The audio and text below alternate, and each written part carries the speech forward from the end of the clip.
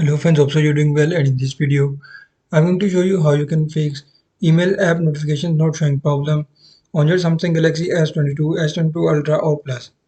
So first of all, just don't forget to subscribe and also press the bell icon if you're first time on this channel. So to fix Gmail app not working or Gmail app notifications problem on your Samsung Galaxy S22, simply first of all just go to settings and then just open notifications and follow every single step as I'm showing you in this video.